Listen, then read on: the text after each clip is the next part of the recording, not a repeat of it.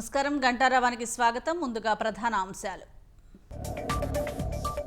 తెలంగాణలో కొనసాగుతున్న పురపాలక ఎన్నికల ఓట్ల లెక్కింపు, పటిష్ట భద్రతా ఏర్పాటు, క్యాంపు రాజకీయాలు మొదలు.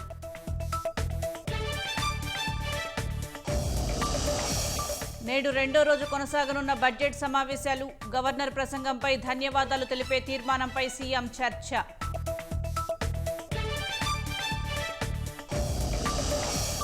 ఆర్థిక సవాళ్లు ఉన్న సంక్షేమానికే పెద్దపీట వేసేలా బడ్జెట్, అభివృద్ధి పనులకు ప్రాధాన్యత కల్పించేలా కసరత్తు.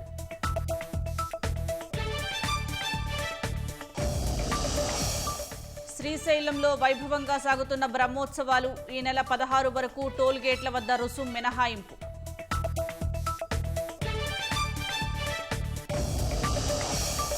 ప్రధానిపై రాహుల్ గాంధీ వ్యాఖ్యలను తిప్పికొట్టిన కేంద్ర మంత్రులు, నకిలీ కథనాలతో రైతులను తప్పుదారి పట్టిస్తున్నారని ఆరోపణ.